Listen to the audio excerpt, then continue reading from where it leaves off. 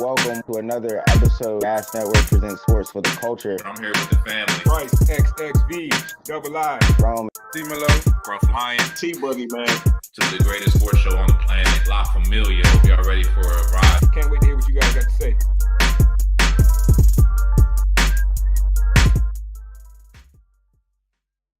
Yes. We are back. Your favorite sports show on the internet, on TV, on YouTube, everywhere. We your favorite sports show. We back. The best panel in the world. I am tonight's host at Bryce XXV Double I, aka Mr. Big Leaguer, aka my mama's favorite gas panelist. Let's get to the game. Top right, introduce yourself. what it do? You know who it is, man. All the loyal listeners, followers, subscribers, man. You know who I am, Miss Young Rome 22. If you new, hit that follow button, hit that subscribe button, man. We got another great show for you tonight. So I'm not even gonna hold you, man. Let's get into it. Hey, my man, I'm rocking with that hoodie, bro. I like that. Let's keep it pushing, my guy, to the bottom right. Hey, hold on. The new owner of a shiny iPhone, my guy. Introduce yourself, bottom right. T-Boogie, man. You know what I'm saying? Y'all know who it is, man. I don't know what to say. I got a new phone, and I'm still getting used to it, fellas. But wash your hands, wash your ass, man. Let's have a good show. You're a traitor down there, man. Traitor. I do feel like a traitor, man. I'm a certified Android boy, but it is what it is. My man saw the light before the show. He said he was in the trial period. I said I guess he gives an iPhone 30 days, see if he like it. But I think he's gonna stick with the eye, man. Welcome to the gang, brother. Welcome to the gang. And last but not least, fresh off of an airplane, fresh off a jet, my guy, bottom left. Introduce yourself, sir. Yeah, man. What's up, my boys? It's been a minute. I missed you guys last show, but I'm here. I'm back. Darker than ever. Yeah, I'm about to say you definitely about 3 shades darker on here, man. My man G trying to pass the black man today. Damn it, it didn't work out. Wangwan to my guy, man. Nice to have you back, bro. So let's jump right into it, man. We kind of got into this conversation off air, right? I want to hear what the people think. iPhone versus Android, because I feel like, let's keep it a buck. Everybody with an Android loves Android. You know what I'm saying? Like everybody that has one swears it's the best phone ever until they get that first eye. Once they get that first eye, it's over, bro. They see the light. T rolling his eyes, but I'm telling you, T, your 30-day trial period's over. You'll be coming back on this show. And I want you to be fair, too. So let's say in 3 weeks, we're going to revisit this and be fair and just, let the world know that the iPhone is better. You feel me? Man, yeah, for sure. I'll let you know. But, like, right now, it's not in the lead. You know what I'm saying? It's been about 4 or 5 days. Nah, what's today? Tuesday. It's been about 5 days.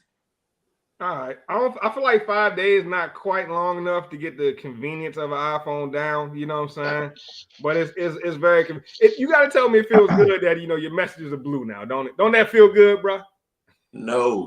What I do want to say, right? That's what everybody sold me on. FaceTime, iMessage. I think I FaceTime twice. It's okay. But the iMessage is a little overrated. Like, why are my group chats in these bubbles? A little overrated, bro. It is extremely overrated. Like pepperoni pizzas.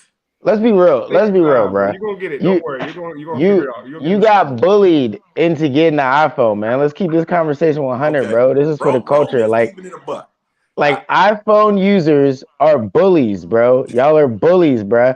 The whole, your text is blue and the other text is green. Like, why are we discriminating? Why, Bryce? You talk all the time about they be trying to divide us. That's all this iPhone iMessage crap is, bro. They just trying to divide us, man. That's all that's happening. Well, you know what? Sticking with the green messages. You know what, Rome? You bring up a great point there. It is all about division. It has become that. The iPhone versus the Android. But at the end of the day, man, I'm team I till I die, man. You feel me? I'm team I till I die, baby. And look, I used to be in the same boat as y'all. I used to feel like, yo, when I had my Android, matter of fact, I had I think it was maybe the Droid 2 or something. It was a joint that slid up and had the keyboard. It was lit at the time. And yo, nobody could tell me that it wasn't the best phone, bro. I was like, somebody would show me an iPhone. I'd be like, but you can't download this app to let you get music directly to your phone. Any music you want. I can download videos directly from the internet. I used to have all the bullshit. I had all the comebacks to iPhone users till I got that first eye, man. And I said, you know what? See the light. And B, that's a fact. Android videos look like security footage. You're right. Android videos look like they stuck in 05. My work phone is an Android. And it's I can't send work. If I take a video on my work phone and try to send it to myself for any particular reason, it just comes back looking like trash, bro. You can't even make out what's going on. That is Apple trying to divide us, bro. If I send a video to T, it's gonna be clear as day. Perfect. He's not gonna have no issues. He's gonna be like, oh, I see every little detail. I see that in the background. I see the little stain on the shirt. He's gonna have all the good details, bro. It's Apple, man. They trying to be a monopoly. They trying to push Android out the way. I'm not having it, bro. Android till I die.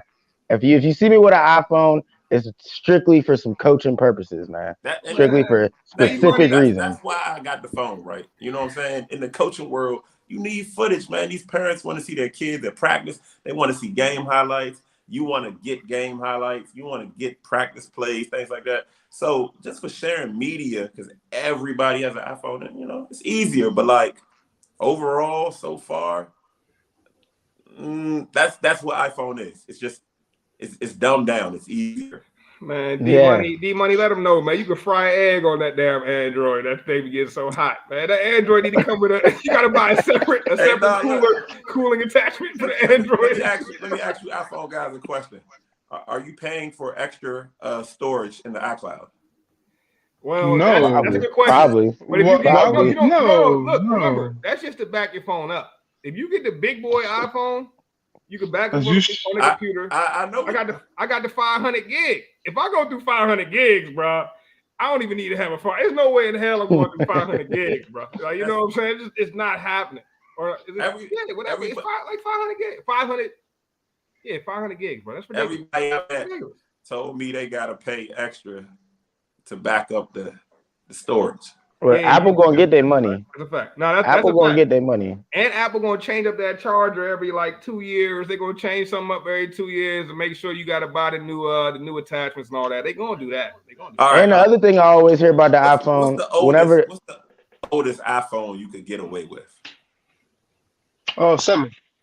I was about to say an 8. I had the 8 Plus before I got this 13 joint, but I was about to ask that same kind of question, because whenever they update the iPhone, don't the other iPhones all crash simultaneously? All your shit just shut down. Apple be like, buy the new one, or this will never work again. Now that is a good point, but I'll say this: when the iPhone runs out of storage, so what happens is when you try to put the new software on your iPhone, you don't put mad softwares on there. Eventually, it just it can start running a little funny. But that's if you got an iPhone from 10 years ago, bro. I had the iPhone 8 Plus, and that joint held me down. I guess it was at least 5-6 years easy, bro. So I don't know, bro. I just moved away from a S8 that had no issues at all. None.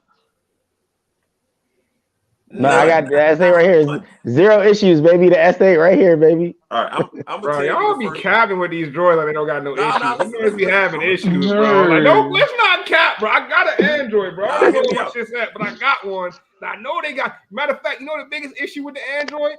That junk gotta install something new daily. It feels like every time I pick up my Droid, it feels like that joint is giving me a software update that I never asked for. You haven't had a Droid since you had keys. Come on, bro. My Droid literally, bro. It seemed like almost every week that joint's downloading something without my permission, bro. At least that was like a G2 or something. That was like the first. No, I got a Droid right now.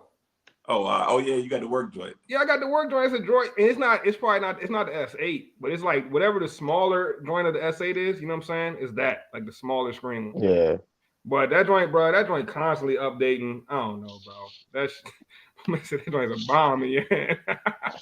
Yo, that's facts, bro. If you throw the Android as hard as you can at the ground, it might explode, bro. Let's be honest. No, sir.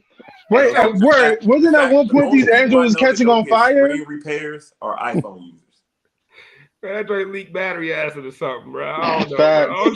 Hey, bro, I'm gonna tell you the first issue I had with the iPhone. There's like, in the Android, right? You can change the volume to everything. Your notifications, your ringtones.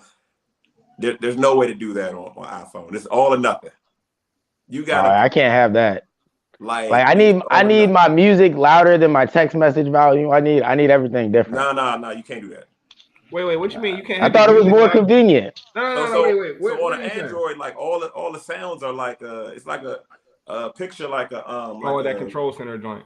Yeah, like an equalizer. You know what I'm saying? Where you can slide. All right, I want my media here. I want my ringtone here. I want my text here. I want Bixby or whatever it is. Yes, you can. Like. Yes, you can. Yes, you can. Yes, you can. Yeah, and Apple, and all you have to do is go to your settings, because you can even change. You can have a different tone for anybody that wants to text you. Like you want to get. Bro? You want to. All you have to do is go to your settings. You do that on Android with one button. I just did it. I just did it right now while we were talking about it. Everything on iPhone is go to your settings. Go to your settings. Bro, go to your settings. Bro, yes. Well, what's so hard about that, old man? Is it that hard, old man? That 6-year-olds and 60-year-olds can use the phone. You know what I'm saying? I'm not knocking it. Ease of use is a thing, but yeah, it's the options. I'm feeling like I'm boxed in right now. All right, cool. But like, you can also jailbreak your iPhone, and it can be whatever you want it to be. So if you want to get real technical, go ahead and jailbreak your junk, man, and you'll be good to go, bro.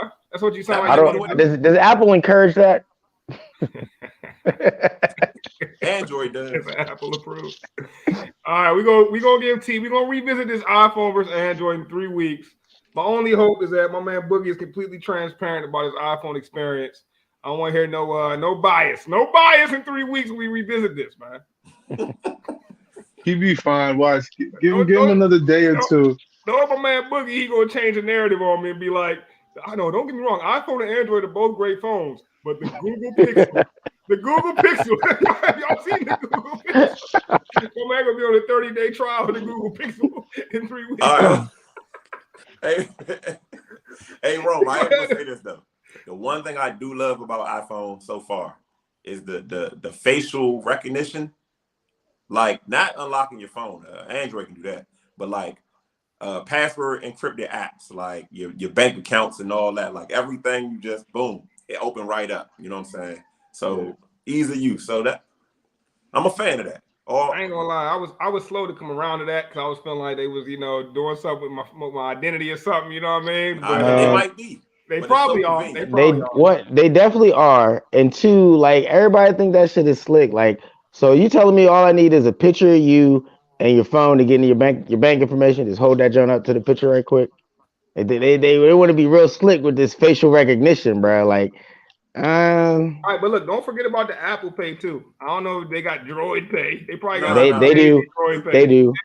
They probably got some Fugazi Droid Pay, but Apple Pay is legit, bro. Apple Pay is legit. You forget your wallet at home, boom, Apple Pay. And don't forget, I don't know, they probably got this on Droid too. My guess is, but if you go into a concert, you go into a ball game or something, your phone is your ticket. That's pretty lit. They probably yeah. My phone is my ticket all the time. That's pretty lit. That's pretty lit of just phones in general. How about your car insurance? Because over here in Jersey, you don't have to have the paper phone no more. You can just keep it on your phone now. Yeah, they got the electronic back.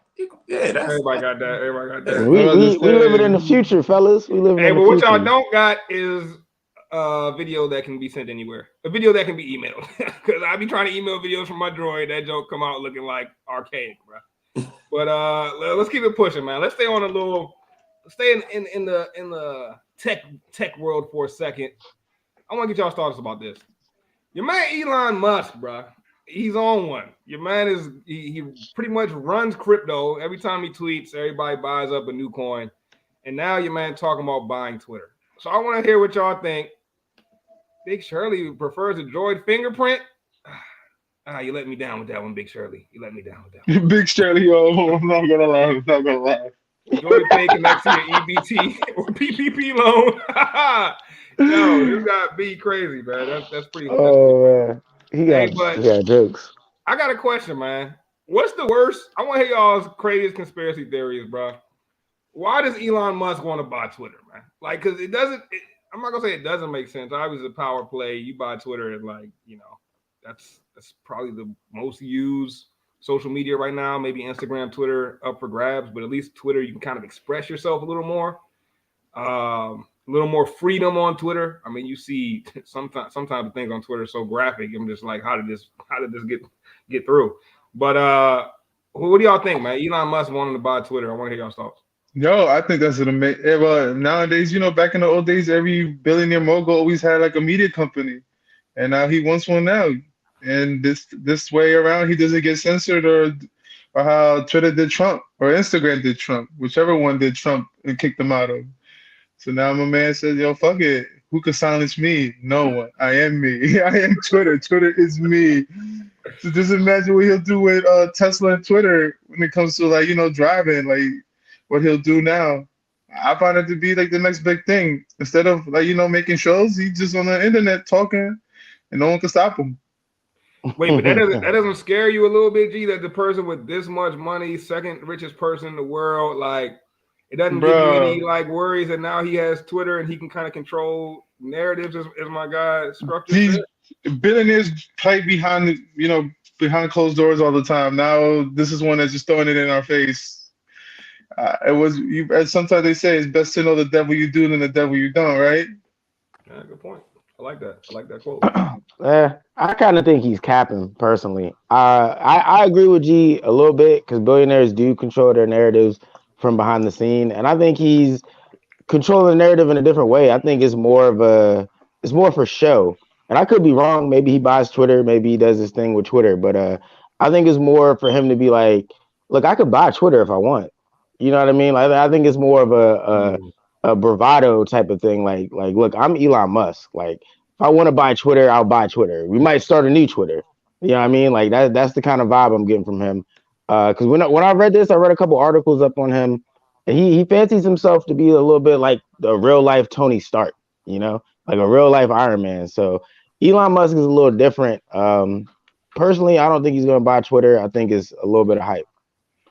Hey, good point. Good point with that, Ron. It might have all just been for the show of it, but like, I don't know, man. Something just rubs me the wrong way a little bit that I don't know. If Elon buys Twitter, man, the dude is it wouldn't sit right with me, especially because like I feel like Twitter is the last uncompromised. And I guess Donald Trump would not agree, but Twitter seems to be one of the last uncompromised platforms on social media, and it's definitely not uncompromised. It's the least compromised.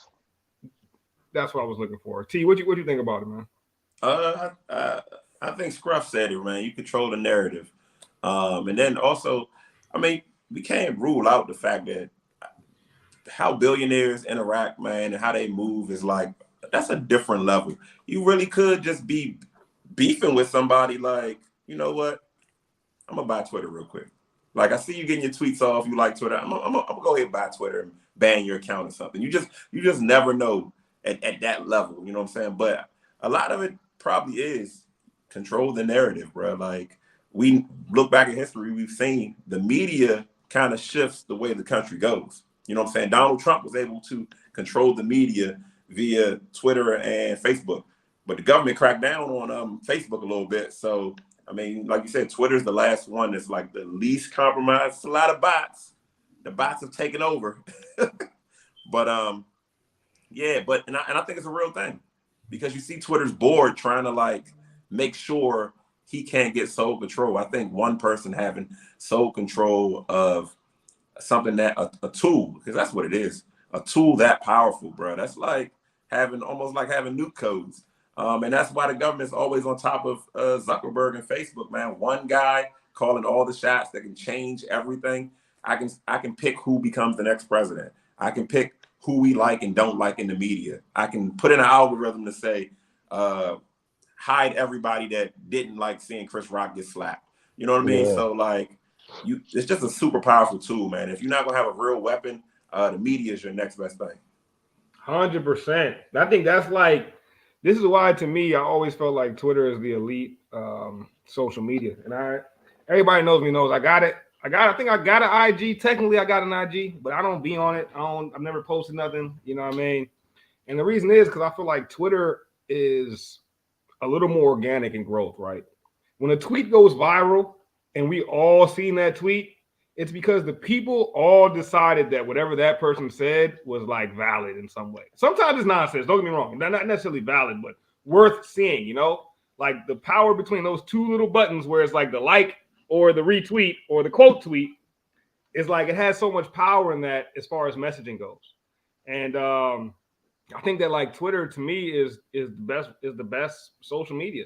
And if you are that guy, Elon Musk, that has that much power monetarily already, and you buy what most people would probably say is the best social media, man, that power is like T was getting at. That power is really limitless at that point, and you just got too much control, or at least the threat of too much control. And the question is, can you even trust not just Elon Musk, but can you trust anybody with that type of power? I don't know. So that makes me question, who's it, Jack or whoever runs Twitter? I don't know. Now I'm questioning that guy. You know what I'm saying? Like, Jack Dorsey. Yeah, what little strings is he pulling behind the curtain? You know what I mean? To like make certain tweets go viral. But when tweets go viral, there's no method, no madness. There's no science to it. It's just like sometimes it catches fire. You know, I think we probably all had a tweet where it was like you might have just said some random shit off your top of your head, something that meant nothing. And you might have had some tweets that were way more philosophical or way more thought out or that you thought were way more smart.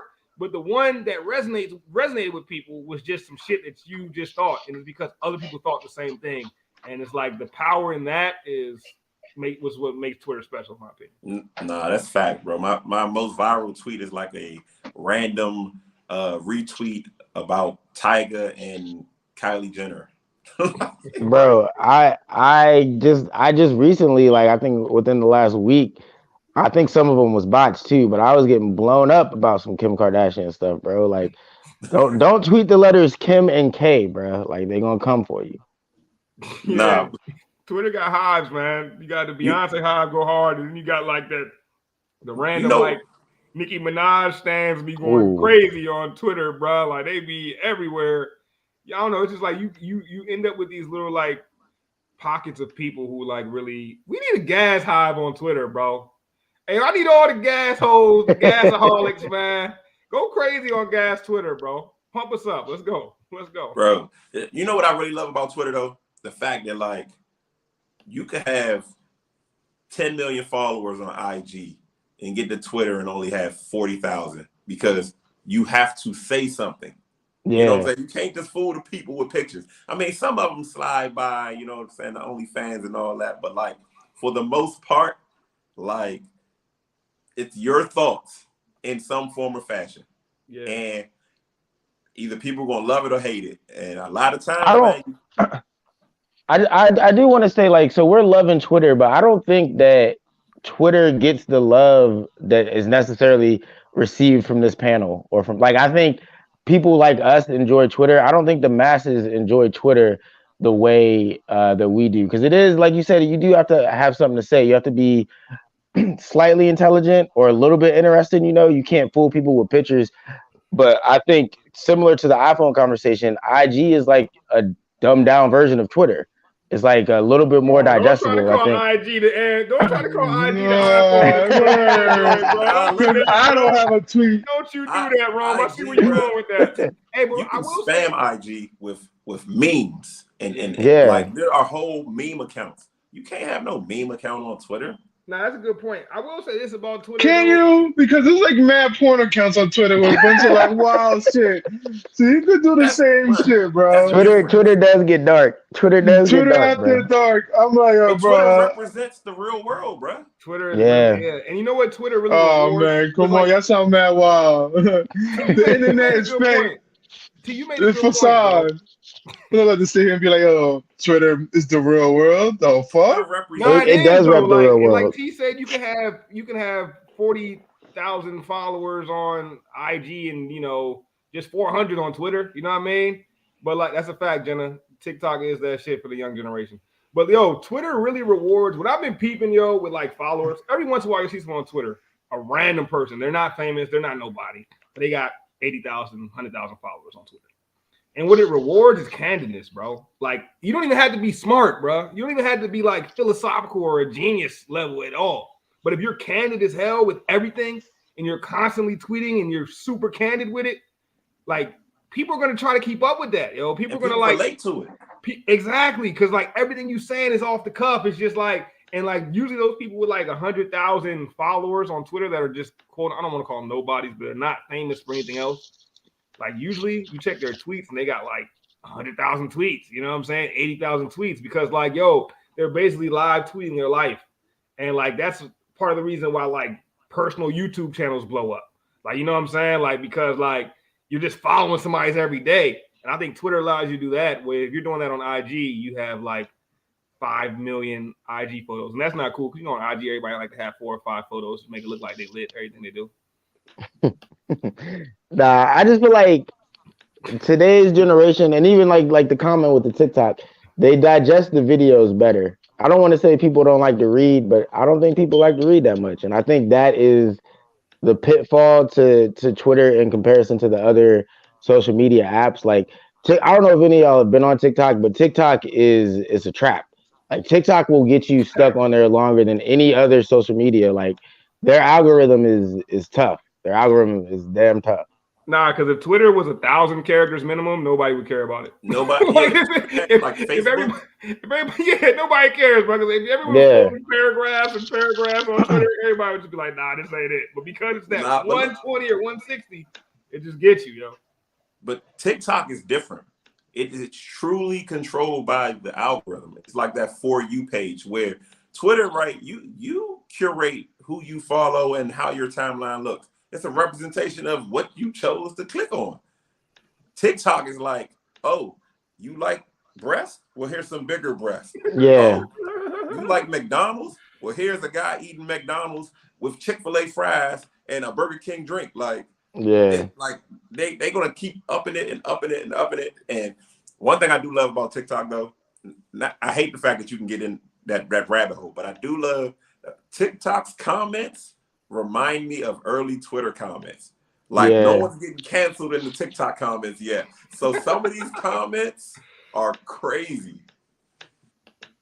Now, the best part about TikTok is that algorithm, though, because I'll say this, like, it is a rabbit hole, but my times getting stuck on TikTok, I can't say I did not enjoy. Like, the videos that are the For You page really is for you, bro. Like their algorithm is legit. Nah, fact. I gotta really get into the TikTok. Hey, shout out to Gas TikTok. Follow Good Ass Sports on TikTok. We got a lot of dope content coming y'all's way on that. We try and craft it properly so it hits some algorithms right. It gets all in your For You section. You know what I'm saying? Gotta hashtag it right too. Yeah, right. You gotta learn the game first. You know what I'm saying? I might be a little outdated for TikTok, but I'm gonna learn the game though. I'm gonna learn the game. My man, son got like a couple videos. One hit 1 million on TikTok. One of the best things about TikTok, and I guess the reels on IG, if you create a sound that people want to use, oh, you out of there. Yeah. Yeah. Bet. We're gonna keep that in mind right there. All right, so let's get it. Let's keep it pushing, man. Let's do what we do. You know, this is a sports show after all. Let's get into some sports, man. Before our loyal sports followers start being like, "Yo, y'all talking too much TikTok and iPhones." So, that sound like a bunch of old men in your 40s. These young whippersnappers. How do you use a TikTok? How do you block someone, guys? Gotta hit the gas dance. That's a fact. We do need a gas dance. I vote G to create the gas dance. I don't know about y'all. The gas dance. I think G would be great at creating the gas dance. I got 2 left feet, so you gotta figure that one out yourself. That's funny. But all right, let's get into some sports right quick. First things first. NBA playoffs. How can we start with anything else, man? I want some early reactions. I mean, you know, we make a lot. Can I say one? Oh, yeah, but real quick, we make a lot of predictions on this show. So let's not pat. I don't want to see no pats on the backs for none of your early predictions, man. You make 100,000 predictions. You got to hit 50,000 of them, right? So, no, I'm just playing. But yeah, let's get into it. Let's hear it, G. First one. I guess we could say overreaction, but Jason Tatum, top 4 players in the league right now. What? Oh, that's an overreaction from hell. Top 4? Top 4, yes. Jason Tatum, top 4. Please explain yourself, sir. Oh, bro. the fact that that boy was guarding KD and didn't give a fuck. That man defense is like, I want to say he's playing both ends of the floor as he should. And then you go back, if you're a Lakers or a 76ers fan, god damn, y'all, what the fuck? How y'all got tricked on not picking up Jason Tatum coming out of college? That's a good point. Like, come on. You both the Lakers and the Sixers lost those first round picks damn near for nothing. For nothing. And look at Jason Tatum now. And at first I remember back in December, I was like, yo, my biggest disappointment in the season so far was Boston. Because I thought him and Jaylen Brown should have had it together coming in the beginning of the season. Now look at them. They ended the season. That was an overreaction then. And then look at them now. They ended the season in second place, coming from, I believe, back in December they were like in what, 8th and 10th place? Yeah, they went on a run. They went on a crazy run. And the fact that this kid is, I think for me, he's the second coming of Kobe Bryant. Have we heard that before? He is spicy. We have heard that. I hope y'all have. And the last time we heard that, I had to shoot that down. But this one, how can you not? How can you not? Look at what he did with that last 5 second. He literally spun around, dribbled, and then laid that shit up. I'm somebody, yo, fuck it. Prisoner of the moment. People are gassing that play, bro. I'm sorry, bro. I'm sorry. But throughout that game, he checked KD. My man didn't give a fuck if that man was 7'7" or whatever, 7'11" at this point. That man did not care. All right. I gotta give you. To be fair, KD might only be an inch or two taller than Tatum. But yo, KD was not on his. He was not in. He wasn't in KD's bag. Yeah, that's his fault though. But that is fault. You knew going into Boston. Boston had your number all season long. How are you not gonna go? And the fact that he knew that they were gonna come at Kyrie. You told him you're not gonna go nutty buddy. You're not gonna get in your bag. If your man's gonna get it tough by the fans, and you really have no distraction, and the only way you can silence the crowd is between the both of you guys, because you need Ben Simmons against this defensive team. Like, you knew KD should have been in his bag. I think you're getting caught up in the moment, man. Look, it was an incredible play. It was an incredible play. It was, when I seen the play, all I could think is this is why I love the NBA playoffs, right? Like, I don't get overly excited about the regular season, but plays like that are why the playoffs never disappoint in the NBA.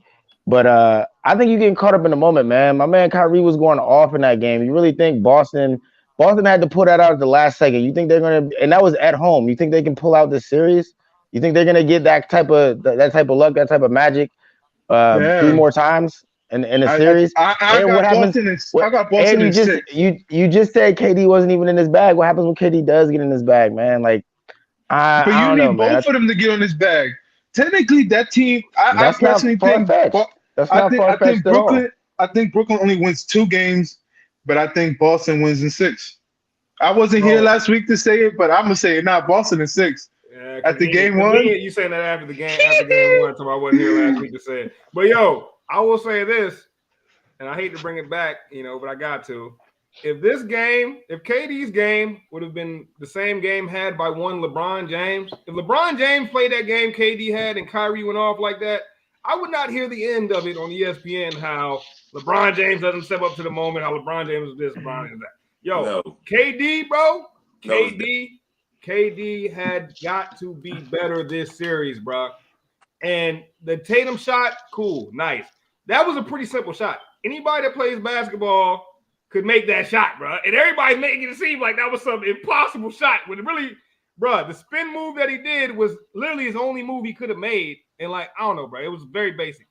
But the thing I took away from that shot is did y'all see KD? Did y'all see what KD was doing on that play? Your man was people watching. Your man he was. He was at the free throw line. He was not involving himself. Tatum was his man that he was supposed to be guarding. They went man defense. It wasn't a zone. But KD at the top of the key like they in the 2-3. Now KD waiting for the time to run out. Bro, I'm like, bro, are you not locked in? And I don't want to say KD wasn't playing hard because I think he was playing hard, bro. But it's different between playing hard and going hard. He might have been playing hard that game, but he wasn't going hard, bro. Y'all know what it means. You go to the Oh, basketball court bro. going hard, bro. You know the difference, bro. There's no way Jason Tatum should have been open for that shot after a pass from Jaylen Brown to Marcus Smart all the way back to Jason Tatum in the paint. What's going on, bro? Like, You know who's supposed to guard him? You know who's guarding him? Tatum, it was KD.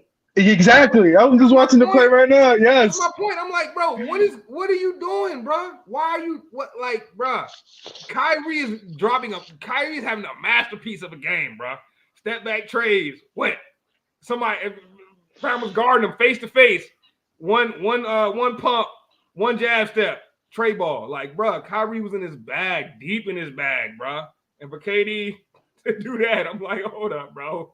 And he did have, I think he finished like 24 points, but bro, y'all gotta be going 30 for 30 like an ESPN special. Look, man, you said that if LeBron had that game, people would have been on his head. Like, there's a difference, right? And this was my main takeaway from the game. The last possession, right, when he made that layup, I do agree that's not a difficult layup at all. But the possession before that, right? KD went ISO, missed again. KD had an off game. He didn't play well offensively. Kyrie also went ISO that possession. You know what I'm saying? And missed. You know what I'm saying? So, like, it was ISO, possession change, ball movement, bucket game. One team is playing like a team. The other team is literally relying on two guys to generate everything. And when 2 points of failure, you know what I'm saying? So if KD ain't on, you're going to lose. If Kyrie ain't on, you're probably going to lose. But I'm not going to be hard on KD. LeBron doesn't even take that shot at the end of the game to miss it. LeBron's not even taking that shot. You know what I'm saying? That's a reach, but I feel you though. He's not. I don't think that's a reach. He's not. He's not taking that shot, bro. No, let's not forget. KD took the shot off, I believe, a deflection. It wasn't like it was like, it was like the shot clock was running out, and it was like no choice but to take the shot, bro. Like, it was like, and I think, and you're right, it did go ISO. It was one long possession. It was like ISO Kyrie. Missed, something happened, he missed or got blocked or something. 3 or 4 seconds left on the shot clock, gets back out to KD, quick dribble, pull up for 3 and missed it. But the possession before that, Kyrie went ISO, had another masterpiece of a bucket. You know what I'm saying? Like, what you get from Kyrie, that's what you get from KD. Like, they're ISO guys, they're, ball dominant guys. But it's going to be hard to beat a team like the Celtics like that, because every single player in the Celtics takes pride in defense. Every single player takes pride in going out there and trying to stop the man in front of them. So you see Horford go out there, check KD. You see Tatum go out there, like, they're switching on picks, like, whatever. I pick them up, I got them, like, nobody's scared. Good point. But hey, if KD simply follows his man on the last possession, bro, I think that's probably a Brooklyn Nets victory. That's all I'm saying. I'm not holding if KD does something as simple as box out, you know what I'm saying? Like, you see one man making a play, like, instead of putting a body on your man. He's not going to disrespect KD. He from the same area. Everybody that plays basketball knows you put a body on your man when the shot clock is running down or when someone's penetrating. Plays off. And that was a bad one. That was a bad spot. Yeah, you don't take the last play of the game Bro, off. if you watch him, he's literally watching, thinking, I don't think he's aware of how much time is on the clock. Bro, I agree. And that's the problem. Like, you know what I'm saying? I'm not saying he wasn't playing hard. One time. I'm saying he wasn't going hard.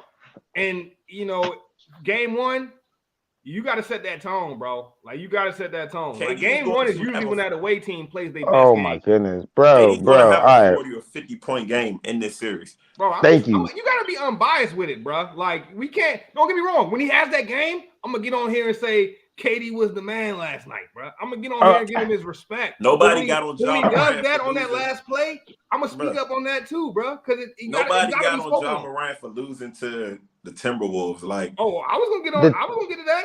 When he's blowing the tone of this conversation surrounding KD right now, I'm not feeling it, bro. Like we're acting like KD is the best in the world, bro. Like, he's top 2, and he might not be 2.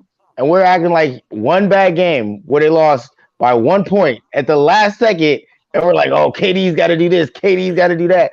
bro. For all we know, because KD's he gonna drop. do though.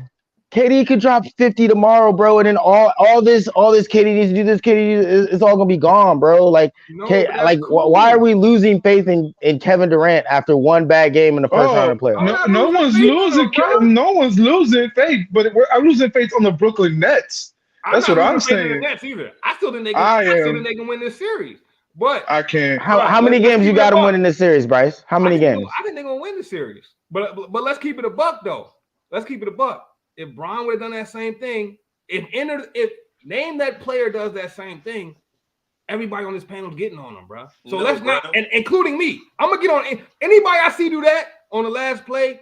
I'm gonna get on that because that's too crucial of a moment in the game to let that for a player of that magnitude to let that happen, bro. I'm sorry. Like KD's still my man. I still think KD's the best scorer in the league. I still think it's a toss-up between him and Giannis who the best player is. But hey, that night, Kyrie was the best player on the Nets, and it really wasn't that close that night. It really wasn't. I'm not mad. It really wasn't that close. No. So if you're not gonna be the best player that night, right? Fine, that's okay. Kyrie's great. Sometimes he's gonna be the best player. If you're not gonna be the best player that night, I need you to be the best something that night. I need you to have the best effort that I need you to go the hardest. That I need something on that night. Not you losing Jason Tatum in transition and not even transition, but in translation, and he's wide open under the bucket. And this basic ass spin move now is like everybody look at it like it's the best play ever, bro. I'm not feeling that from KD, bro. I'm sorry. Look, I get that we hold superstar players to superstar levels, but I mean, my man had like 23 points. Like I don't know, bro. I just feel like we ask a lot of KD, and we're breaking it down to one play, bro. One play. KD didn't step up for this one little play in round one of the first game. I just feel like once he gets to the Eastern Conference Finals, this play is not gonna matter. Like, this is gonna be a blip. There. I'll tell you this: I hold the big dogs to big dog standards, bro. You know what I'm That's saying? fair. I'm not gonna judge a pit bull like he's a chihuahua. You feel me? I'm not gonna look at my Dogo Argentino over here and be like, why you not why you not laying down? Why when someone knocks on the door, you not chilling? You not, nah, you get up and bark. You a big dog, bro. Like somebody knock on the door, go handle that. I hold KD to that standard, bro. So KD always gonna be my man. Like I think he's upper echelon elite talent NBA. No question. But that play, bro, he's not above critique, bro. He's not above critique. And I got it's a fair critique. And you know what I'm saying? Knowing KD, he's gonna be harder on himself than you are. Like I expect something different next game. But I'm telling you, somebody else on this panel has compared Tatum to Kobe. You know what I'm saying? I don't want to skip that one right there. Bro. That maybe if you want to compare a couple moves, bro, comparing Tatum to Kobe is crazy, bro. I don't think it is, man. This kid is only 24 years old, man. Look how he's playing. And then he went to what, 3 Eastern Conference Finals? So he's like, they're on the verge of being champions. No, not 3 Eastern Conference Finals. I believe, yes. It's not 3, it's 2. Brooks said it took Jason Tatum 23 years to develop. Y'all just told me Trae Young had so much room for growth at 23, and Jason Tatum whoa. 24. Who said Jason Tatum is finishing developing? Jason Tatum's not done. No, but Jason Tatum's not done, bro. I'm not gonna. He's not done. No, Jason Tatum is gonna go down as a great. He's gonna go down as a great, bro. But Kobe, let's not do that. That's what I'm saying. He's not going out. Kobe's 5 ring Kobe. This is what we're doing right here. We're comparing. Like I said, early reactions. We're saying early reactions, right? That's what we're saying here, right? Bro, early reactions. My early reaction. The same. It's an overreaction. Trae Young to Steph. You're comparing a player who is going to be great to a legend, bro. A legend. Legend, bro. They did the same thing to Kobe with Jordan. And Kobe lived up to the legendary status. Exactly. You think Tatum's going to be a legend? A legend. Yes. He's making 2. He just made the Sixers look like fools for picking up Markelle Fultz, and then the Lakers are kicking themselves in the ass. They had a chance to get him. He made two organizations right now look like fools. And look, Danny Ainge. Danny Ainge blessed Boston. Like, yo, here, my last couple of gifts before I retire. In his heyday, people were talking about, I want to be like Mike. Like, when people shoot trash into the trash can, they say Kobe. Are you talking about Tatum and is how gonna long it be took in that to this type of happen? Come on, conversation, bro. bro? That shit is crazy. Kobe was 21 winning chips, bro. Like, don't give me Legendary, the Tatum. bro. Don't give me the Tatum is Kobe, bro. Like Tatum Bro, 24. Tatum didn't have the benefit of having Phil Jackson and Shaq. Man, Exactly. all And look how cool, and look how he's going. He's bro. going nutty already. Hey, and guess He's what? going nutty already. And Jordan had Pippen and Phil Jackson himself. So I don't want to hear what Bama's had, bro. I'm going off who he was. Bro, This is Kobe Bryant we talking about. I'm not So, saying Tatum will grow to be as great as Kobe. That's not what I'm saying. I'm saying from a basketball standpoint, when you watch how he moves offensively, bro, it looks like all I did was study Kobe growing up. That's fine. I'm fine with those type of comparisons. Look like that. There's a couple guys in the league. Yeah, because you can mimic the moves, but you don't have the talent. Like it's not there, bro. Like he's not there. And I'm not even trying to hate. I'm not even trying to hate on Tatum, bro. Like you're comparing him to somebody that transcends the game, bro. Like I don't like to compare somebody to Kobe or Jordan, bro. Like you're almost talking more than basketball at that point, bro. Like you have to be bigger than the game at some point. I don't think Tatum's gonna reach that like legendary status, bro. Like I got some more comparisons for you then, since you don't like this one. Kyrie is a better scorer than Iverson. Yes, hands down. Yes, I believe that. I like that comparison better than the last one. I want to not like it. I want to not like it. Coming off the heels of that game, though, that last game, man, Kyrie is. I don't want to be a hater, bro. Kyrie is. He's different, man. I told y'all last episode, man. Kyrie has become one of my favorite NBA players, but better scorer than Kobe. I mean, better scorer than AI. I cannot say that, bro. I cannot say that right now because a couple reasons. One, AI was always the only scorer on his team. Right? So the entire game plan was to stop AI. If you're playing the Nets, half your game plan is for KD, half your game plan is for Kyrie. If you were playing the Sixers back then, everything was devoted to AI, bro. Every single resource devoted to stopping Allen Iverson, and he was still gonna give you 30 every night. Still was led the league in scoring. Still had scoring champs. Like if you put Kyrie on the team by himself, he'd average 40. Yeah, I feel like if you told Kyrie he had to do it all, he would, bro. Bro, but would they be in the Eastern Conference Finals? I don't know. I don't know. Maybe. But T's point. No, T's point was that he's a better scorer. I don't know if he takes them further than. Nah, bro, that's what I'm saying. AI was such a great scorer that his scoring alone is going to take you to the finals, bro. That's different. That's why I can't say Kyrie's better scorer than AI. I can't do it, bro, because I don't think Kyrie's going to take me to the finals. You're not talking about just scoring. You know what I'm saying? Iverson took that team to the finals based on Iverson was a guy that elevated a team, not just with scoring, with how he carried himself, how scrappy he was. But I'd say it was out 85% with scoring. AI was not out here getting 10 assists. Bro, we've seen great scorers. We've watched Gilbert Arenas light the league up, scoring and not get nowhere. Gilbert Arenas was never. I used to watch AI give it to Gilbert all the time, bro. Yeah. I watched Sixers AI give it to Gilbert. I watched Nuggets AI give it. Bro, Gilbert and AI scorer. Gilbert's my man. That was my guy, bro. But he ain't messing with AI. Gilbert gave Kobe 60, bro.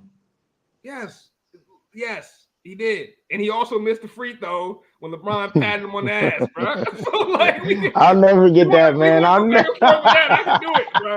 All I'm saying is, though, bro, AI is such a great scorer that he gonna take me to the finals, bro. I'm gonna tell you another one. Crazy, bro. Ja Morant is better than D Rose. Yes. That's a fair comparison. No, yes. I'm not gonna say better than prime D Rose. I'm not gonna say better than prime D Rose yet. Y'all bugging. No. I'm not gonna that's not even a fair comparison. D Rose lost both his knees. Yeah, and maybe right now he's better than D Rose, but prime D Rose, bro. You talking about? Nah, I'm taking John. Bro, that's prisoner of the moment right there. I said this last show. Ja and Jokic, the only people in the playoffs with no other superstars, no other player that's remotely all-star caliber. Cool, Ja Morant. No, you gotta get that. You gotta get that to your man too, Trae Young. Yeah, Trae Young is out there dolo, bro. Wasn't John Collins All-Star or close to it? Maybe He was we're not hurt. gonna sit here and say John Collins is better. Is not on the same level as Jaren Jackson Jr. or like. Come John on, Collins bro, like, is better than Jaren Jackson. What are you talking about? They on the same level, bro. They on the same. Not level, to me. bro. They on the same level, bro. Jaren Jackson can't be relied on for nothing. Bro, they on the same. He's a role player. They on the same level though. Like if you was having a draft right now, bro, it's not like you're gonna rush to take John. It's like that's like flipping a coin if you're taking Collins or you're really taking flipping a coin. Kuzma before I take Jaren Jackson. Bro, you're a trick. Don't sleep on Jaren Jackson, bro. Don't sleep Role on my man, player. bro. Don't sleep on my man, bro. Role player. He's a dog. He's a dog, bro. He's gonna give you about the same. He's giving you the exact same thing John Collins is gonna give you. And honestly, he's probably gonna give you a couple more blocks, probably a little better paint defense, and probably better stretch in the court. Probably all three of those things, bro. Not buying it. All right, bro. I'm just saying, if you're gonna say Ja Morant's the only one in the playoffs doing that, you got to put Trae Young in there, and you almost got to put Luka in there too. It's a couple guys that's like, who else is really on their squad, bro? Who else is really on their squad? You want to tell me Spencer Dinwiddie's that all-star? Like, no, I'll give you Luka. I'll give you Luka. And then if you're gonna give me Luka, you gotta give me Trae Young, bro. But after that, I feel you. Come on, bro. I'm saying John Collins is the all-star. John Collins. I like John Collins too. I'm high on John Collins. Wait till he get out of Atlanta. Just wait. Bro, Jaren Jackson Jr. is probably better than John Collins right now. John Collins is going to go somewhere and be the guy, but just wait. But where would he go? He would have to go somewhere like Utah, because Utah. Don't matter. Matter of fact, what's my man from Utah? Mitchell's by himself. Tatum remind me of Kobe. Then G comes on the show and says it. And I said G crazy too. Y'all told me I was crazy when I said Porzingis hates playing with Luka. Like, well, y'all tell me I'm crazy. I know I'm right. All right, that's a good philosophy to go by. You crazy for thinking that the Android's better than the iPhone. How about that? You know you're wrong. All right, but let's see. Any other early reactions, man? What about we talked about Trae Young a little bit. How are we feeling about Trae Young, man? The Hawks not looking like they did last year. They just got handed to them by the Bulls again. How are we feeling about Trae Young? Do we feel like does his stock go down after this playoff?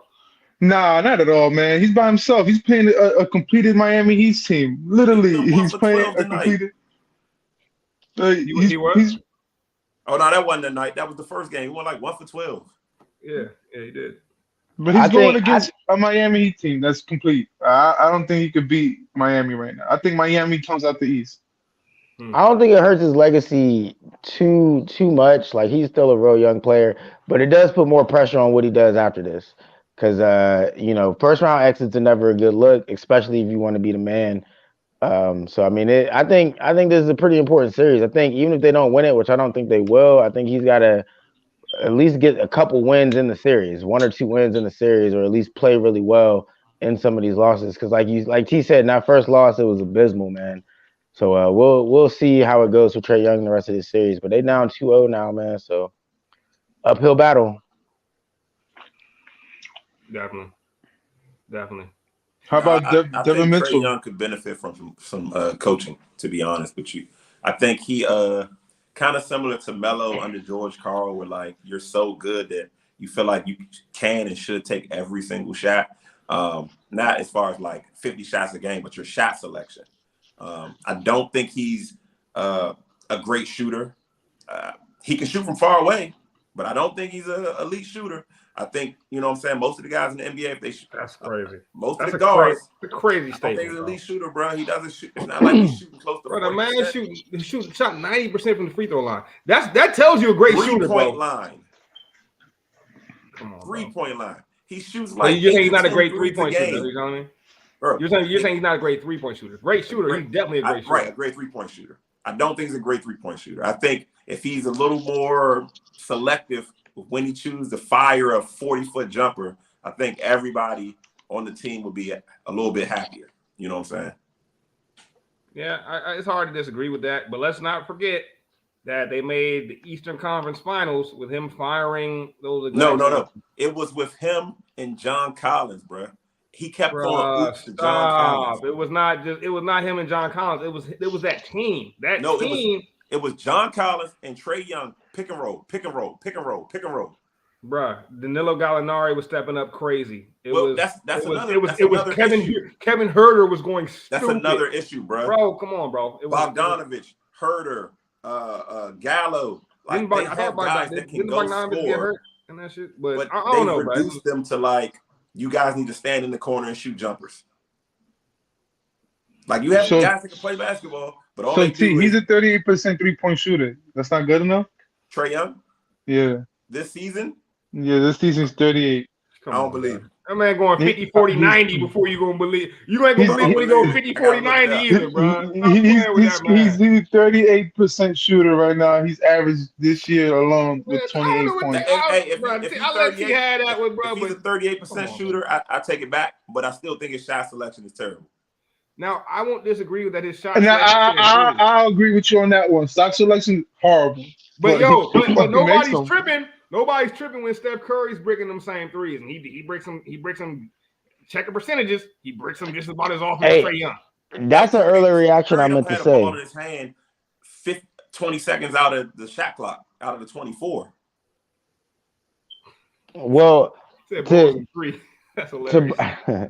Bryce's point, bro, the reason Steph can get away with going cold like that is because when Steph gets hot, bro, and that was one of my early reactions, bro. The Warriors, man. Like when that team is on fire, bro, it is something special, man. Like it's some of the best basketball to watch, in my opinion. And Steph, especially, man. Once that man gets going, you can't let him get going, because once he's going and he's playing with that confidence, it's unbelievable, bro. It's nothing you can do with it. Nah, Steph different, bro. Steph going down as one of the best players in this generation. That's not even going. You're not gonna be able to argue that when that's all said and done. Like it's not even a question. Steph playing for legacy at this point.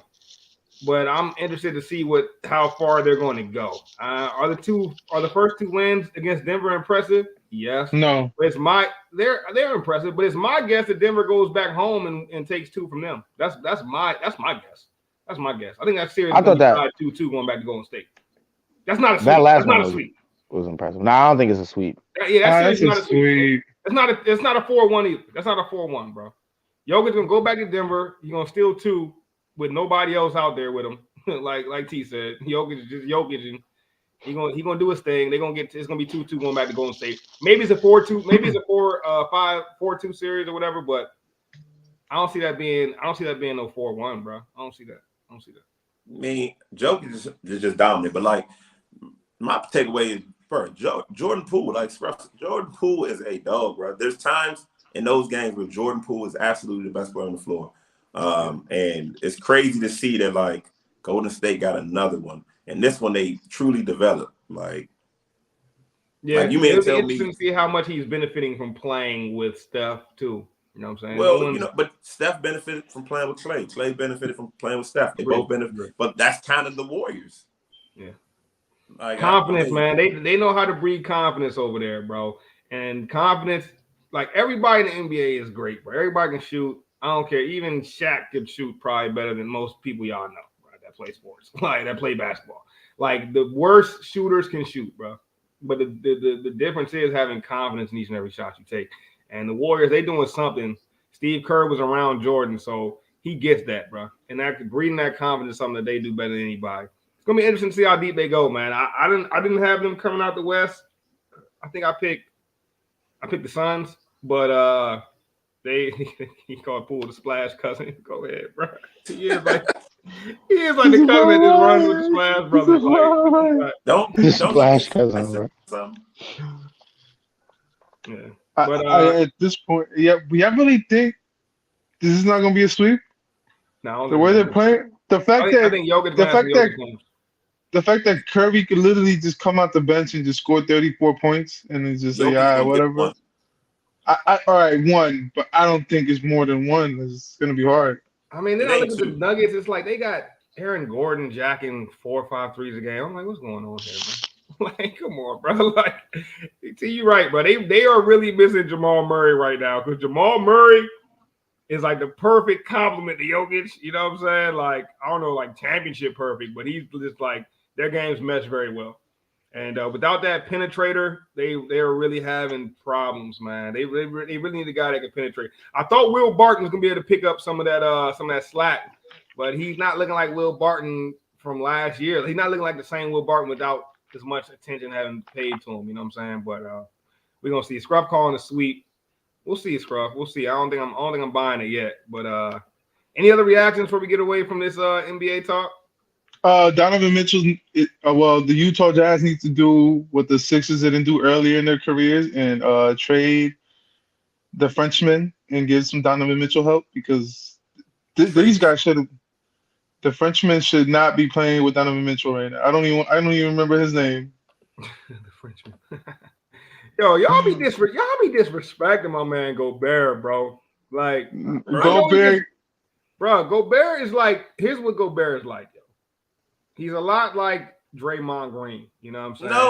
No, he's not. I'm not talking about in game. He's like bro. JaVale McGee. Wait. I'm not talking about in the game. Bro. I'm not talking about the way the games are, bro. I'm talking about an impact. His impact, he has a crazy impact on the game, bro. Consistently, bro. Like anytime you're getting 17 boards. Like maybe y'all don't care about rebounding, but like I do. You're getting 17 boards. You're getting 17 boards. You patrolling the paint. Like, yes, he's not a scorer, bro. He's not gonna give you that stat. He's not a. You know who that sounds like he needs to sit with? He needs to play with Trae Young. Someone like that, yeah. And honestly, bro, I don't think this series is like. I ain't gonna say it's not over, but I think the Jazz they're gonna show themselves in this series, bro. They're gonna show themselves. I mean, was it 1-1 right now? Yes. And it should be 2-0. 2-0, bro. With or without Luka, Jazz gonna win this series, bro. Jazz gonna win this series. Jazz is gonna beat the Mavericks, but I don't know. Gobert is literally the French JaVale McGee, bro. No, not JaVale McGee. Never put up numbers like Rudy Gobert, bro. You know who has and who has proven himself not to be as useful? Hassan Whiteside, Andre Drummond. They've never put up Rudy Gobert numbers, bro. Never. Stop, bro. Maybe Andre Drummond had 1 year like that, but Hassan Whiteside, never, bro. And definitely not over this period of time. Your man Gobert's been 14 boards a season, bro. Come on, bro. I get that it's not like pretty. I get that it's not flashy. You know what I'm saying? But like, bro, Rudy Gobert he's a difference maker, bro. Put Rudy Gobert with a KD. You know what I'm saying? Rudy Gobert averaged 15 and 15 in the regular season. Get that man some respect, please. Please. I'm not, bro. Please he can play, but like his style of play really isn't conducive to how people are playing the game right now. I disagree, bro. I disagree. I completely disagree. Would you take Rudy Gobert for Collins? Would I? Yes, bro. Rudy Gobert is what, a 3-time defensive player of the year? I guess y'all gonna tell me that doesn't mean anything now. You know what I'm saying? But yes, absolutely, bro. Like Rudy Gobert. I mean, Hassan Whiteside had a season of averaging 15, 13, and 3 blocks. I mean, yeah, and he hasn't done anything since. Well, he hasn't played the minutes since. Like, bro, your man is a 5-time defensive first team, 3-time defensive player of the year. That shit doesn't happen on accident, bro. It just doesn't, bro. Like we can compare him to Hassan Whiteside all we want, bro. No, I would never. I give him that much respect. He's a great rim protector, and you know what I'm saying. He plays excellent post defense. You know what I'm saying. But like, you got to check somebody on the perimeter now. Like in this day and age, you need to have a whole bunch of guys that can guard the perimeter. Like, you know what I'm saying. He needs to be. Instead, they have Bojan Bogdanovic and like all these slow foot dudes out here, bro. Like, now I will say, I don't know. They trying to change. I see they trying to build it, but like, yo, focus on defense, get some more defenders. I think they're gonna be all right eventually. I like Rudy Gobert more than most. I've heard a lot of criticism on Rudy Gobert over the years, but like, especially from this show. Bro, I've always been touched the mics and created the pandemic. That's the league. It was a Frenchman. OG COVID. All right, so let's keep it pushing, man. Let's keep it pushing. Last topic of the night, fellas. Let's get into some NFL talk, man. NFL draft is right around the corner. So you know what that means, fellas. Next week is our esteemed Gas NFL live mock draft. Hey, anybody that wants to draft for their team that's watching right now, get at us, yo. You can appear on the show. You can draft for your team. We'll get you in here. We'll get you in here. And let's talk. I want to talk about some of the prospects that we think are can't miss. You know, we don't got to get too crazy into the draft right now. I want to hear some can't miss prospects. I want to hear who's been doing their homework a little bit. You know what I'm saying? Some of y'all, you know, just open the book. Like, you know how when you in school, the teachers say the homework's due, and you pull out your backpack, you try to do the homework real quick, bro. You grab the worksheet out your backpack, try to fill it out real quick and hand it in. But that's all right though. That's all right because I trust y'all's quick work too, man. So let's talk about it. NFL draft prospects that can't miss. I'll start off. I think there's a couple prospects that are elite. First prospect I think is elite is Derek Stingley. Derek Stingley Jr., I believe, out of LSU. Stingley's freshman year at LSU was so impressive that I think if he would have opted for the draft out of that first year, freshman year, if they would have let you leave after 1 year, I think he would have been a top 3 pick. Maybe number 1, depending on who the quarterback that came out was that year. Derek Stingley Jr.'s freshman year was so crazy that like he was looking like he was better than NFL corners that year. I mean, his ball skills and the ball skills he showed me in that year were better than like every wide receiver that came out that year. Like, and I'm talking about that. I think that was the same year Justin Jefferson came out. I'm talking about he has elite level ball skills. Now he ended up with a Liz Frank injury this past season, and I think that his I don't want to say his play tailed off, but it didn't look like that first year. But I still think he can regain that form, and if he does, I think we're looking at a generational corner. Like we're looking at like a Jalen Ramsey level corner, like, you know what I'm saying, best corner in the league type. And that's why he's my first corner off the board. And I love Sauce Gardner, but Derek Stingley, man, that dude to me, the potential, that freshman year, I can't unsee it, bro. I can't unsee. I still remember watching those games where he was getting one-hand picks, like tracking the ball at the looking back with the ball at the last second, tracking and getting the pick. Like I really think Derek Stingley Jr. is going to be a star if he just lives up to that potential from his freshman year. So let's have a little round robin, man. Throw a prospect out that you guys think is a can't miss. I like that prospect, Bryce. I like that one a lot, bro. Me personally, I was looking a lot at the quarterbacks, but I don't think any of those guys are necessarily can't miss. If I had to go non-quarterback, I would go the opposite of the guy that you went. I would go with Sauce Gardner. I think he's going to be can't miss it. I'm very interested to see who goes first. I do think if Singletary didn't have that injury, that he might actually go ahead of Sauce. But Sauce has been getting a lot of hype the closer we get to the draft. So I think they both go top 10. And honestly, I think these are this is the deepest cornerback draft that I can remember in a while. So, but those two guys are the top 2 for sure. And I think I give Sauce the slight edge. I feel that Sauce is a long corner, man. I think he's like 6'3". Yeah, to move the way he moves at 6'3" is crazy. And Sauce likes to hit, bro. That's my favorite thing about Sauce. Sauce is also a gambler too. Like, and one thing about Sauce, he did not get a touchdown thrown on him his entire college career, bro. That's crazy, bro. I think the reason I'm high on Sauce is because of his height and his size. I think teams are gonna start to look for bigger corners because you got these big receivers. You can't have 5'10" dudes trying to cover Devontae Adams. It's not gonna work out. So Sauce Gardner could potentially be the wave of the future at cornerback. You might start to see a lot taller dudes out there if they can move like him. Yeah, not good point. Good point. All right, anybody else got one? What we got? Who we got? T. I like the corners. I'm not as high as Sauce, but you know my guy for the same reason. Well, you like Stingley. I love Stingley just because it's LSU. It's DB University. Thanks. Jamison Williams. Come on, man. Like another Alabama receiver. I know he got a little injury, you know what I'm saying? He's coming off a knee, but my man's an absolute stud, bro. And I think he's next in line to be, you know what I'm saying, Alabama WR1 at the next level. Whoever takes him, I don't know what his production will be his rookie year, like I said, coming off that knee, but he is going to be a Pro Bowler. Yeah, that's a great point. I feel like if he did, he's another one. If he didn't get hurt, you're looking at probably a top 15 pick. So I definitely feel you on that. I still think he goes top 15. Yeah, I think he goes top 15. I mean, that speed is deadly, bro. The thing that worries me about him, two major things that worries me about him. One, like you said, the injury, ACLs. although the technology and the medical on that has come a long way, you still never know if they're going to regain that exact speed. You just never know. But two, the thing that worries me a little bit, he played Ohio State for 2 years before that, and he was behind Olave and Garrett Wilson.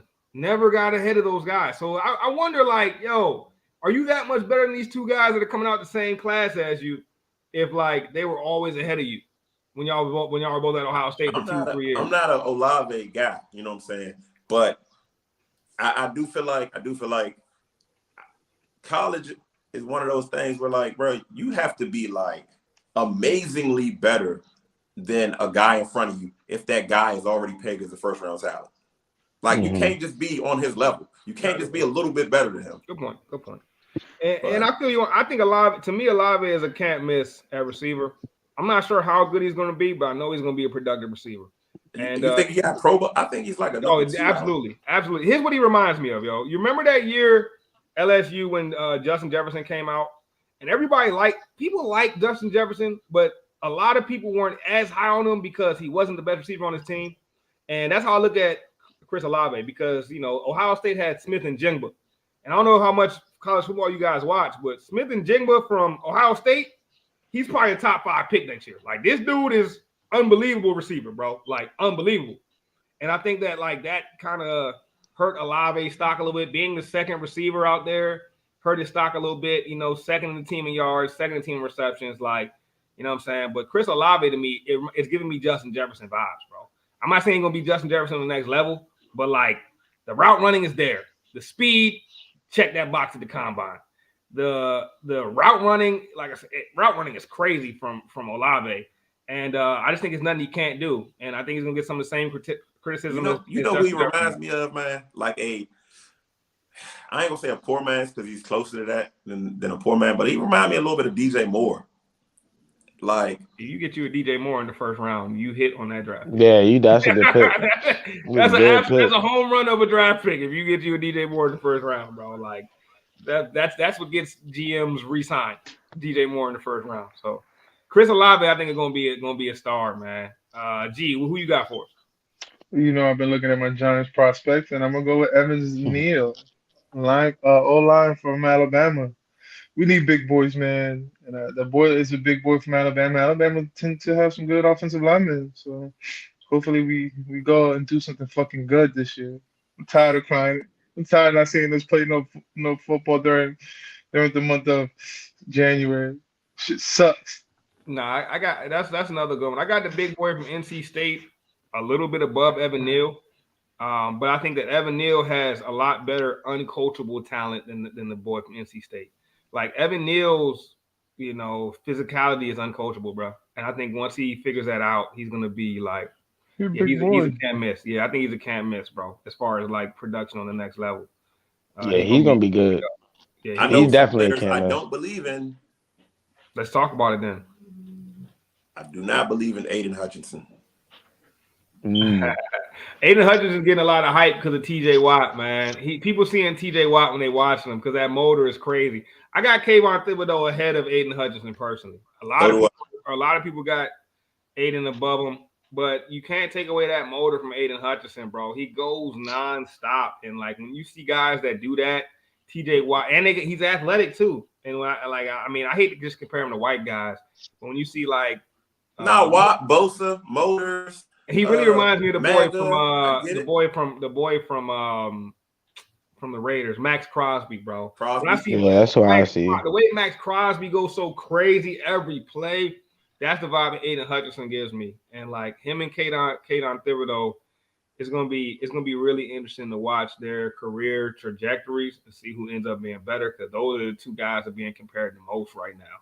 And I think they both got a chance to be good players. I think this draft is severely underrated, man. I got another one I don't believe in, but in the right system, it could work. This guy could either be Mike Evans or Mike Williams from Detroit. Drake London, bro. Yeah. To me, I knew he was gonna say that. To me, he's like, I don't know, bro. He's big and cumbersome, like. I don't think corners are going to be scared of him. Yeah. Personally, bro, I think he's gonna be a bust, bro. I really do. I hate to say it before it happens because I'm big on where you go matters. Like you said, if he ends up in the right spot, it could work out. But typically, there's always a wide receiver that comes in the first or second round that falls flat on their face. Like that's, if you look at the last 10 drafts, there's at least one receiver that everybody said might be all right and then fell flat on his face. If I had to put some money on it, I would put it on Drake London. I don't see it, but that's just from what I've been watching. Yeah, that I don't really was see it with because the other dude you was talking about either, Chris Olave. How you say his last name? Olave, I haven't been impressed with that either, personally. Olave gonna be a dog, but Drake London is the prospect I'm having the most trouble with ranking, man. Because good point, B. Garrett Wilson's route running is ridiculous, but I like Wilson. Drake London, bro, I'm having so much trouble ranking him in my big board because, like, on one hand, I see that mold of like Pittman from the Colts. I could see him being Mike Evans, especially Pittman from the Colts. Not just because they went to the same school, but he literally took Pittman's role the moment Pittman left. You know what I mean? And like the way it's hard to count out that big body that can track the ball like that, yo. Like, you don't got to be the fastest. Pittman's not the fastest. Now, Mike Evans, if I remember correctly, he ran pretty fast at the combine back in the day. But like Drake London don't gotta be the fastest. He didn't run at the combine, but he don't gotta be the fastest, yo. And I just feel like he's gonna be nice, yo. I feel like it's him and Kyle Hamilton are two guys I've been on the fence about in my rankings. Because Kyle Hamilton, I want to put him top 5 when I watch the tape. Then I see the measurables and I'm like, am I tripping? I've gotten burned like that before. You know what I'm saying? Kyle Hamilton looks like a generational talent. Right, but then you see him run a 4.58 or 4.59, whatever it was. You're like, hold up, bro. But tape. It's like, am I tripping? He's definitely one of them players where they say he got football speed. Like you watch him play, it don't look like he's running a 4.5, bro. Like I think Kyle Hamilton's gonna be a player that really benefits from the new NFL, bro. Where like defensive players are chess pieces more than they are slotted into a position. That position flexibility is important now. Being able to guard a tight end, be able to guard a receiver, and be able to guard a running back, sometimes all on the same play. Like you don't switch. They done motion 3 times. Now you don't have to switch who you're guarding 3 times. That matters now. And I feel like Kyle Hamilton is going to check that box. I don't know if that Swiss Army knife player is worthy of top 5. And maybe he's not just limited to that. Maybe he can be that center fielder. But it's like, bro, the measurables are scaring me, but the tape is telling me go with him. One guy, y'all know I always drop a couple draft gems before our draft show. So I gotta give y'all a couple guys that I just feel like gonna be dogs. First is Christian Watson, man. Wide receiver from North Dakota State, bro. This guy, you might not have heard of him yet, but he's gonna end up going in the first round. That's my prediction. I hope that's a prop bet when they drop all the prop bets for the NFL draft. Because Christian Watson is ridiculous, bro. 6'4", fast as hell, like 4.34 speed. The only thing working against him is that he played at a Division I AA school, whatever. North Dakota State, yeah. Right, FBS, whatever it is. So that's gonna scare some teams off, but bro, boy's a dog, bro. He's gonna be legit. My other guy is a dude named Jalen Tolbert, both receivers. Jalen Tolbert. Remember that name. He's going to be another receiver. Like, I think we go to Southern Alabama. So that's still D1. Like, if you watch him in all the big games, every time he played one of those Power 5 schools, went crazy on him. Like, I'm talking about crazy, bro. Jalen Tolbert going to be a star. Them two guys, I think we enter in this time period where, like, receiver is that position, bro. Like, every year, remember I said, I think it was whatever year Terry came out, I was like, yo, this is the best receiver draft of all time. Like, still might be. It might be, like, at least in the last 10 years. And I stand behind that. But, yo, that's going to end up changing. Because, like, with the way football is going right now, every kid's playing 7-on-7 without pads by the time they're 8 years old. Like, you know what I'm saying? And, like, that's not creating a whole bunch of D linemen. It's not creating a whole bunch of linebackers. You know what I'm saying? That's creating a whole bunch of wide receivers. And the guys that can't play, prove they don't got no hands, are going to corner. You know what I'm saying? So it's like wide receiver talent is every draft from now until ever. It's going to be wide receivers. It's going to get to the point where every team in the league got wideouts, bro. All you need is a QB. I feel like the league has been easier to play. At one point, it was tough to be a wide receiver. No matter how much talent you had. I feel like you was getting murdered receiver now because you can't hit these guys. Mm-hmm. Bro, I've been saying it for at least 10 years, bro. If you come across the middle, you can be Tyreek Hill. You can be 5'8", 160. You could be these little shifty slot guys now because there's no Urlacher there. There's no Ray Lewis there. There's no Darren Sharpers or whoever Sean else. Taylors. Yeah, the Sean Taylors, the Bro, you know what I'm saying, the guys, Archuletas, like guys is gonna come up and hit you. Like when we came up, like it wasn't no going across the middle, bro. You was getting murked, bro. Like you were getting murked. Yeah. People didn't want to play wide receiver because of that solely. Like you said, now you can do that. Like I think it'll make wide receiver more fun for guys because they won't play scared. And I think it kind of does make the game better a little bit. I'm a defensive guy, but I do like seeing the wide receivers get to live. Hey, Bryce, any running backs leaving on your board in the first round? I got one running back that I think is going to be a star. That's Breece Hall. Breece Hall is like, he reminds me of kind of like David Montgomery, but faster. And y'all know how high I was. I don't know. Y'all, I'm real high on David Montgomery. Been high on him since he came out of Iowa State. I think Breece Hall will be, I don't know if he'll be a first-round pick, but probably early second round. This guy is a great pull from B. Matt Araiza from San Diego State, maybe the best punter to come out of the draft and forever since Brian Anger or whoever. You know what I'm saying? Like he probably he's so good that he might be a second-round pick. He's so good that he'll go in the first 4 rounds. I can almost guarantee it. You know, punters usually get saved to the 6th or 7th round. So punters are underrated, though. If you find you round is insane. I don't care how good you are. Nah, yeah, but bro. if he can pin you at the 1, yes, for a whole season, you're gonna start loving that punter. You're gonna be like, I'm not, bro. That field position game, especially if your team already is mid, if your team is average, that field position game could be your playoff spot, bro. It really could. If my punter is shining, that means my offense is failing. And you might need them to. You know, if you're going into a season, your offense is already looking suspect. You might need that 4th-round punter. Yeah, I'm speaking as a Washington Commanders fan, man. Trustway held us down. That man held us down. We needed it. Oh shit! Look at the punter for the Bengals. They literally kicked him to the Super Bowl. Yeah, wasn't he like a second-round pick too? It was he third? Yeah, their kicker. Yeah, was it? Well, look at a kicker and the punter was the same damn thing. Special teams matters, man. Special teams matters. Yeah. Well, hey, next week, live mock draft, NFL draft. We do it every year, so we're gonna keep the tradition going. Hope everybody tunes into that. You know, if you want to draft for your team, shoot us a DM, get at one of the panelists. Y'all know how y'all can find us, man. And you come on and draft for your team and give some of your. Hey, B, I expect you here, B. Brooks, you better be here, bro. I need Brooks' that. team don't got a 1st-round draft pick. Yeah, it's true. We can sub them in. Hey, Brooks' team is your team, so that is We'll sub him in. We'll sub him in for another squad. He knows it. He knows his stuff, man. He dropped Matt Araiza, so I know he knows his stuff. But yeah, fellas, great episode tonight, man. Started off pretty funny with the iPhone Android debate. Drop what y'all think is the best phone. Is it iPhone or is it Android, man? I want to hear you guys' takes on it because we're undecided as a panel. We're very undecided as a panel. We're split down the middle. Devin Booker 31 points first half. Book is another one of those guys that look like he grew up watching nothing but Kobe. Yeah, there's so many of those guys, bro. Like even, I mean, I'm hate to be a homer, but sometimes I watch Brad Bill and I'm like, bro, that's a Kobe move, bro. He makes a lot of Kobe moves, like. And this is why the Jason Tatum comparison is ridiculous because in like Mitch Richmond.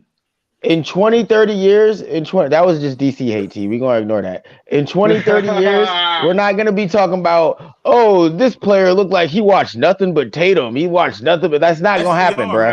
No, it's not, bro. Kobe is a legend, bro. A legend, bro. It's not going to happen. The best thing you can do for Tatum is stop the comparisons now, man. Let that man be.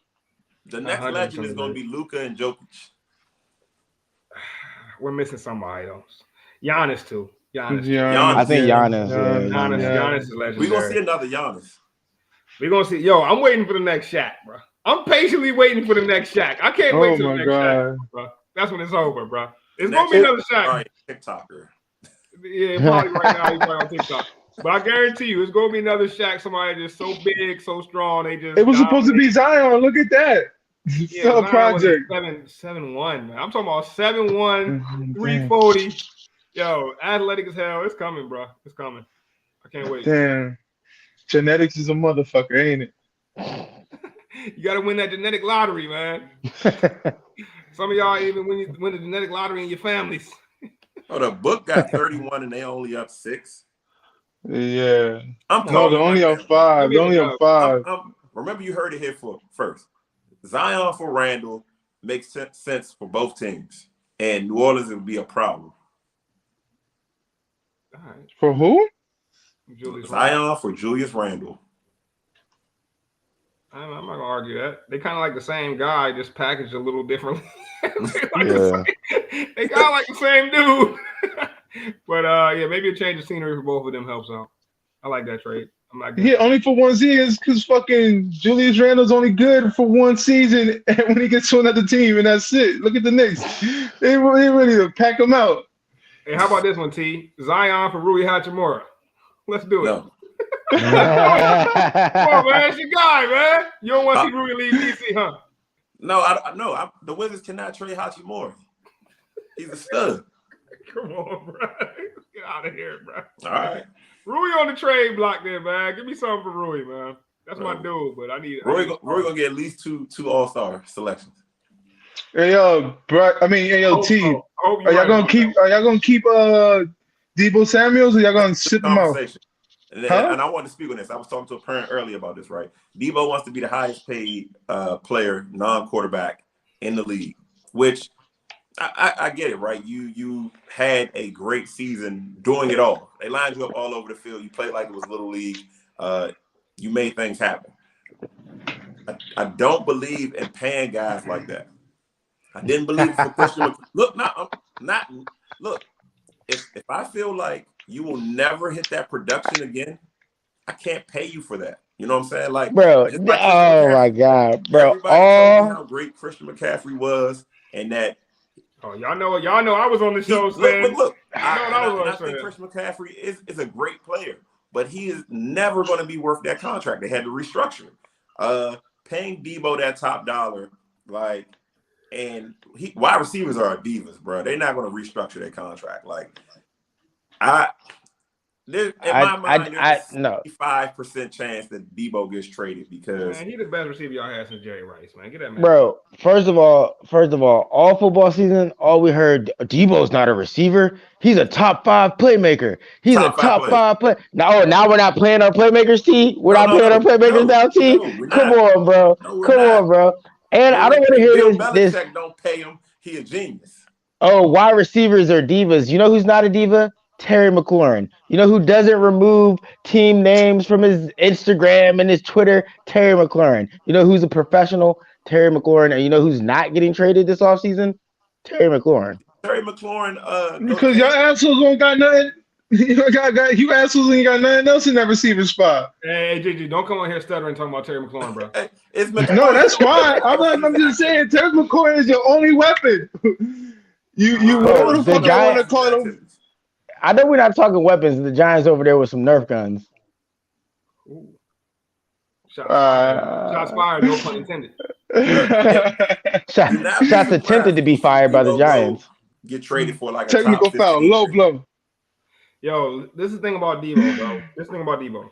Debo is officially, and there's been ones in the past. I'm not gonna say he's the first, but it's officially a new position in the league. It's called wide back. Debo is a wide back. Pay that man like a wide back, bro. Add up the top receiver salary, add up the top running back salary, give it all to Debo, man. Put the 49ers in cap hell for all I care. Before we get out of here, I need to know something, T. But if they trade him, I understand. I need to know something. Y'all are done. How is this offseason going from bad to worse right now for the 49ers? Like, y'all were just in the championship game. Now, like, we're trading Jimmy G. Trey Lance is going to be the guy. Now it looks like Jimmy's staying. Debo's going. Like, what's going on in San Fran, bro? If I had to make a prediction right now, Debo stays, Jimmy stays, unless the Panthers want him. Outside of that, I think they both stay. Mm-hmm. And this would be a run the tape moment. Trey Lance is the starter, and I think Jimmy possibly restructures his contract. So you think Jimmy Hell no, stays I and wouldn't. Trey starts still? Yeah. Mm. Yeah. No matter how Time will they, no tell. matter how the It's offseason early. plays. We'll see. Nah, Trey's a starter, but yo, Jimmy, it's gonna be weird having Jimmy around. I feel like, man. I don't think I it's know gonna be Jimmy's a not. locker I room. know Jimmy's not a locker room cancer and all that, bro. But I think you they messed up not being able to flip Jimmy. They were banking that they were gonna be able to flip Jimmy easily. They didn't mess up. They didn't mess up. Okay. All right. Let me not say mess up. Jimmy. They judged the market wrong. No, they Yeah. didn't. What Yes, happened they was did. Jimmy randomly popped up needing a surgery. No, they knew about that. That wasn't random. They knew about that. They They knew knew. about that, bro. They knew about that. No. They knew about that. They tried to wait the market out, thinking that like one of these teams were going to get desperate eventually, but they didn't bank on Deshaun Watson getting free. Mm-hmm. They didn't bank on Atlanta moving on from Matt Ryan. They didn't bank on I know they thought the Commanders were definitely going to take him if no one else would. They didn't bank on them leaping for Carson Wentz, and they damn sure didn't bank on Baker Mayfield being available. So now, Yeah. if you look at the rankings, like Baker's going to go before Jimmy G at this point, bro. Yeah. Based on the fact he's healthy. So what they should have done was, as soon as Jimmy G was ready to be freed, get what you can for him. Because now, a year removed from playing, his stock is only going to go down. It's only going down. He would have failed a physical. Like, how you trade a guy that's hurt? You can trade a guy that's hurt. I mean, actually, to be fair, Baker is coming off an injury too. I don't know if Baker goes first before Jimmy. I can see it, but I don't know. Jimmy Baker goes before Jimmy won't be able to start throwing until like right when camp starts. Oh, that's no brainer right there. Baker goes before Jimmy though. Baker goes before Jimmy. But the quarterback carousel has been ridiculous, man. All aboard the quarterback carousel, bro. Like, shit's been crazy. Yeah. But that's what it is. Pretty soon, every single team will have stacked wideouts, but only like 10 teams will have quarterbacks, and that'll be who's in the playoffs every year. But we'll see how it goes. Hey, good show tonight, though, fellas. Everybody knows where to find us, man. If you don't, you must be your first time watching. And if it's your first time watching, thank you. How to find us at Good Ass Sports on every social media platform, except on YouTube, where we are Gas Sports Network. And also, if you want to download the Gas Sports Network app, go to your app store and just type in Gas Sports Network. You keep up with all of our content weekly. We've also got some new merch coming. New merch alert. You can get the Wash Your Hands, Wash Your Ass shirt, courtesy of my guy T Boogie. You can get the my man Rome got a pretty dope tee coming out too. Come for the sports, stay for the culture. And my man G's got a shirt coming out too. It's a still of him doing the new gas dance. So get ready for the gas dance, courtesy of my guy G. That was the gas dance. Do it again, G. That was the gas dance. Hey, no, hit it, bro. Hit it. Hit it for TikTok, G. Shit. Hit it for TikTok, G. All right, man. Hey, once again, great show tonight, fellas. Y'all know how we end every single episode. Sports for the culture. Sports for the culture. Sports for the culture.